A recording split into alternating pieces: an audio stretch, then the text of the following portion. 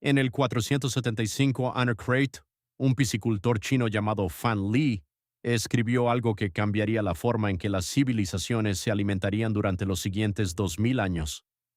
Su tratado, el Yang Yujing, describía un método tan eficiente que una sola instalación podía producir más proteínas por metro cuadrado que la ganadería y más nutrición por hectárea que cualquier granja industrial.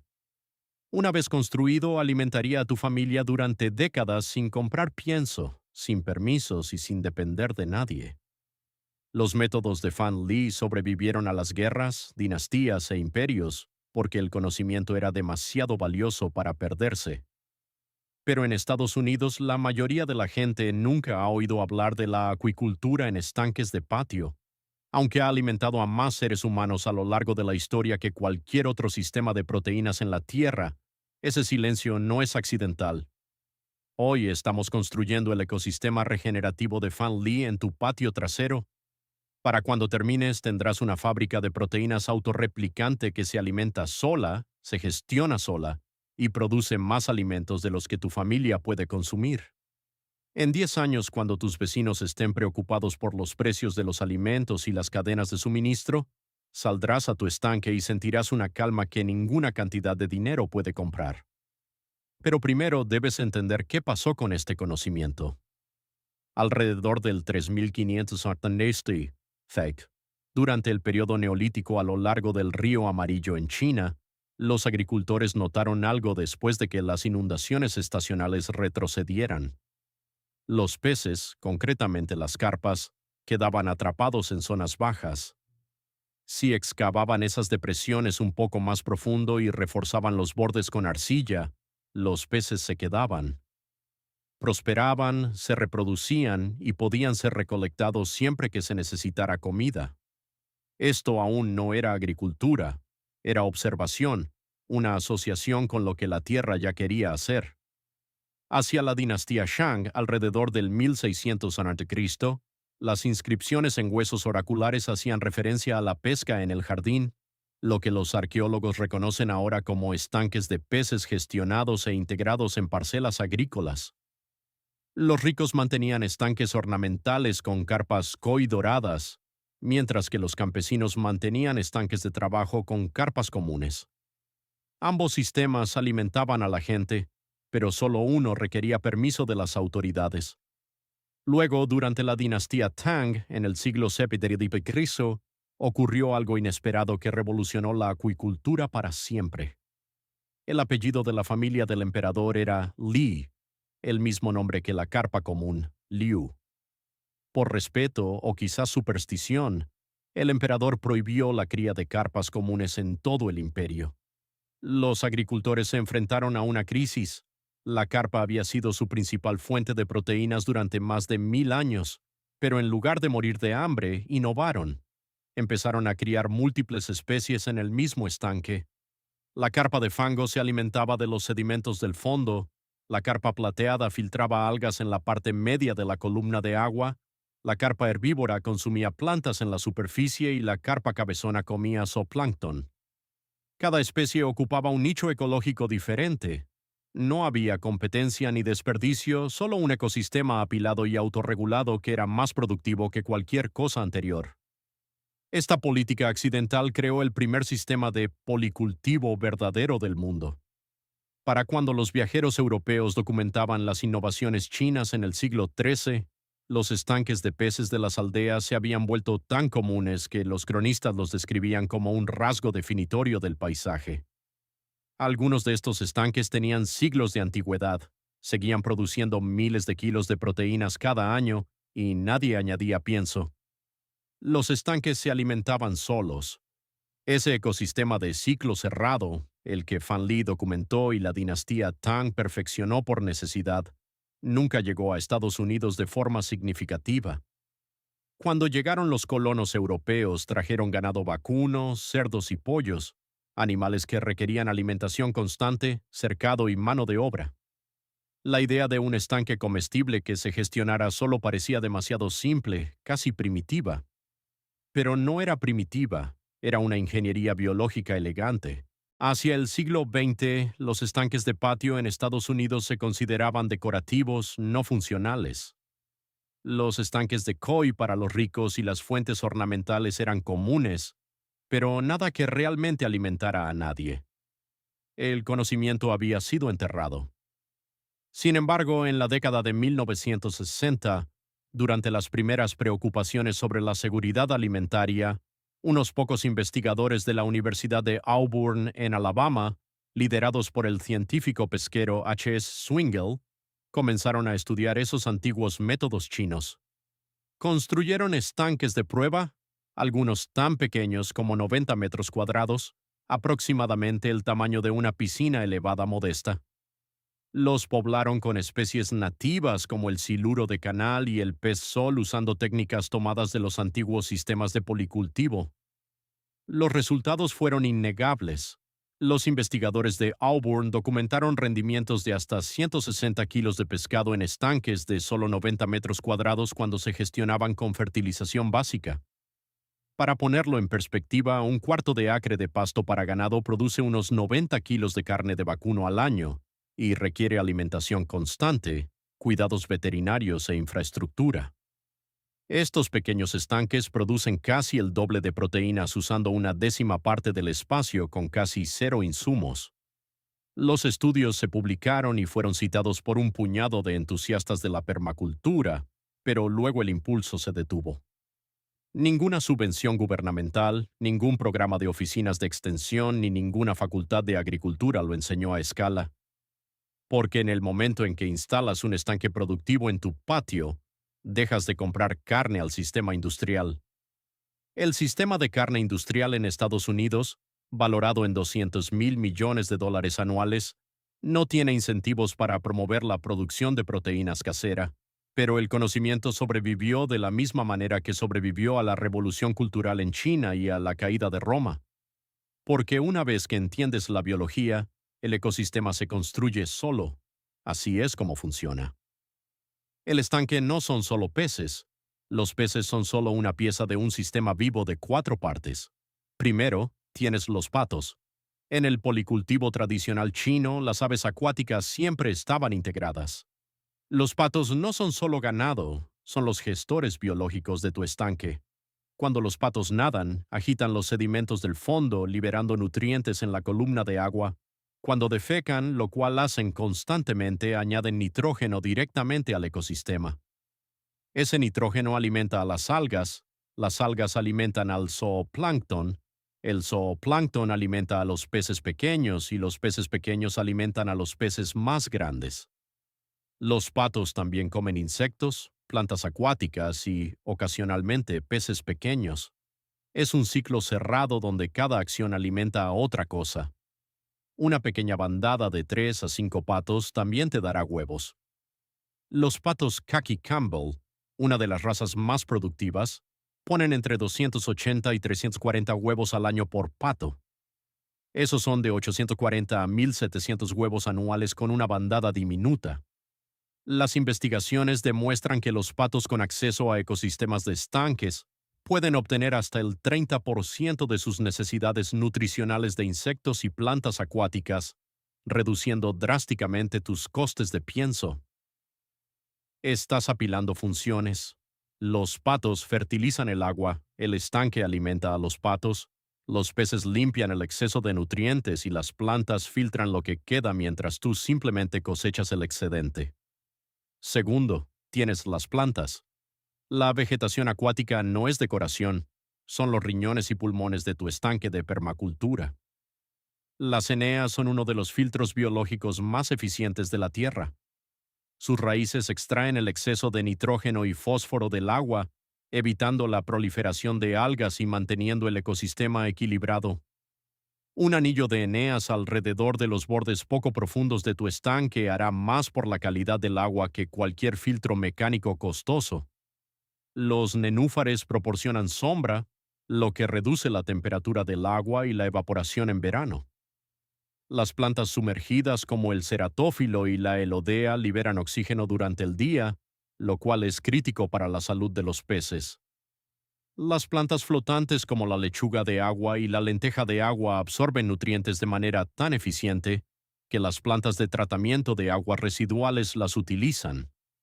La lenteja de agua en particular es notable.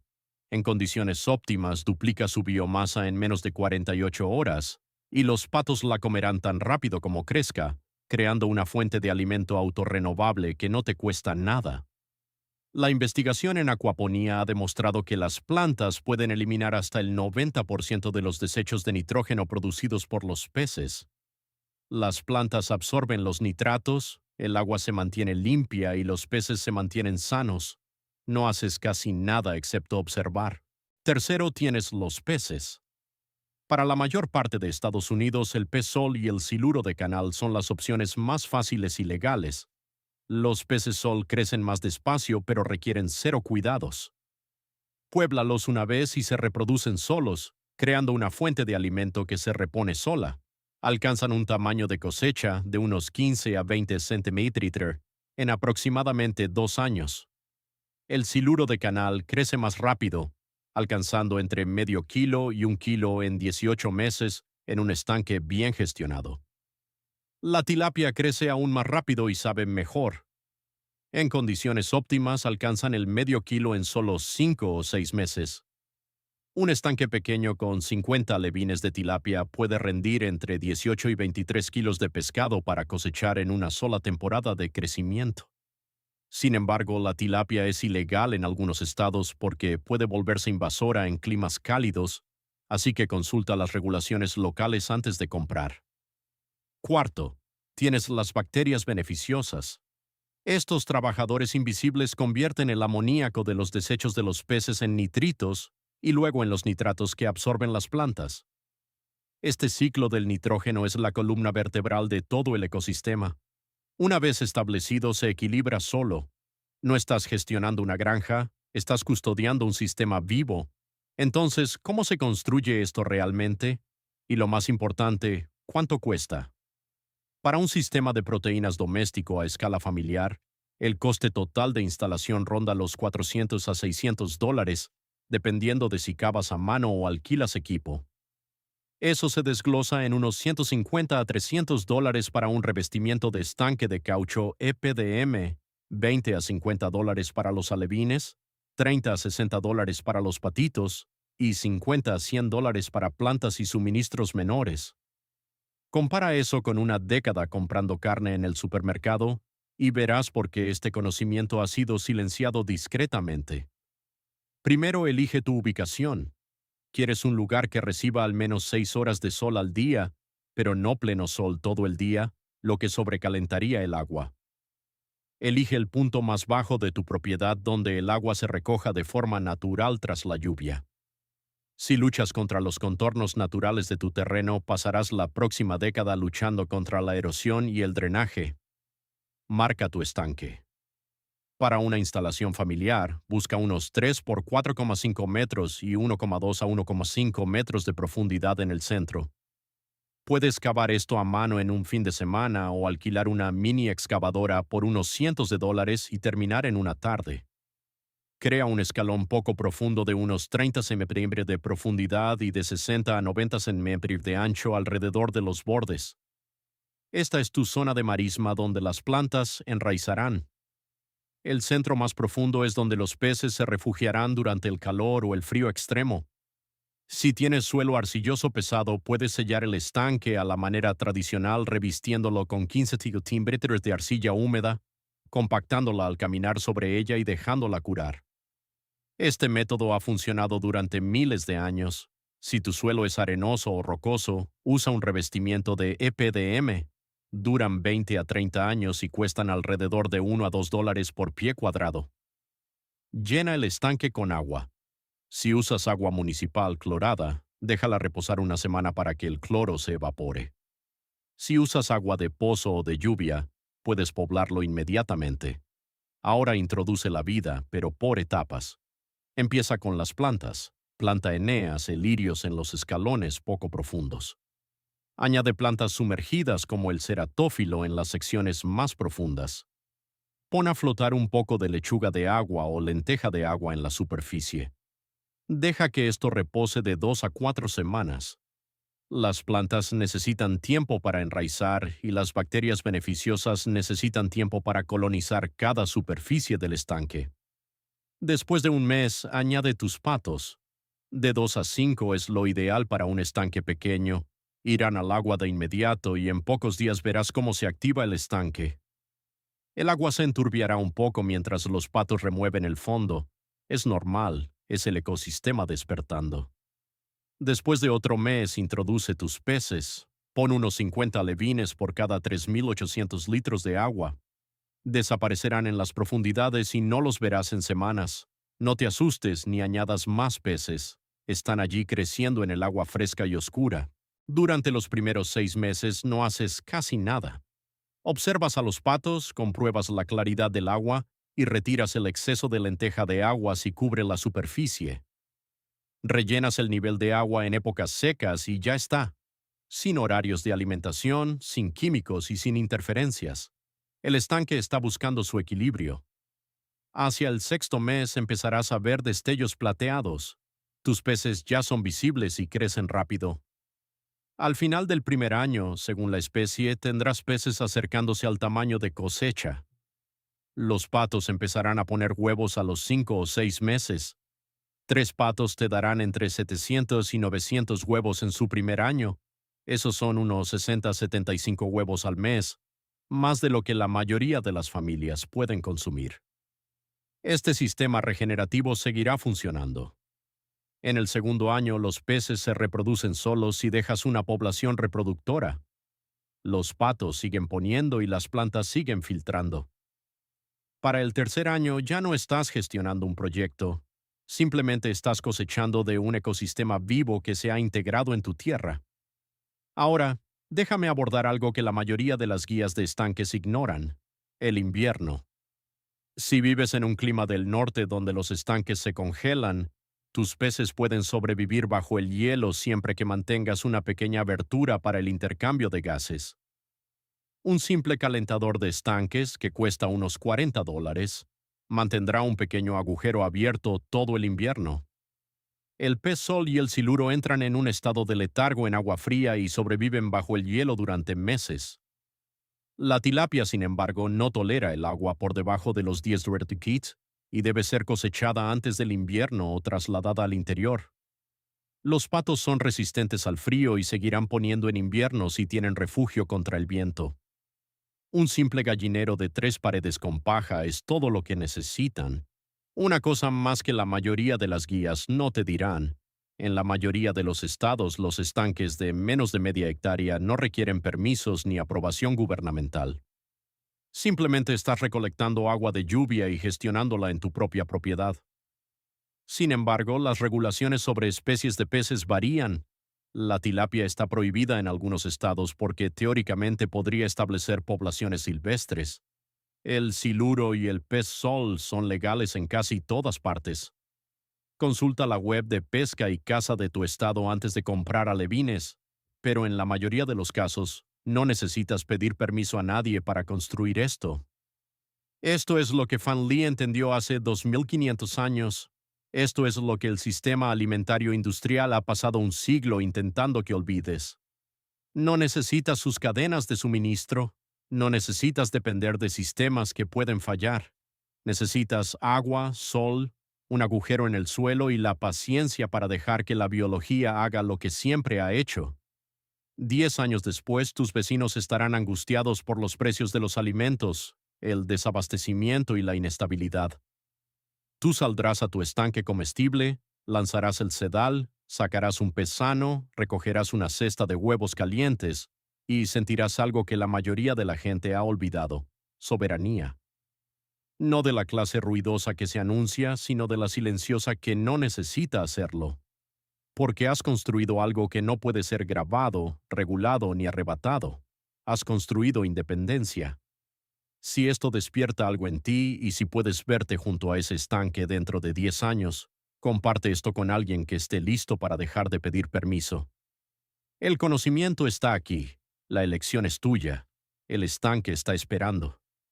Si esta historia ha cambiado tu forma de ver el potencial de tu propio patio, Suscríbete y dale a me gusta a este video.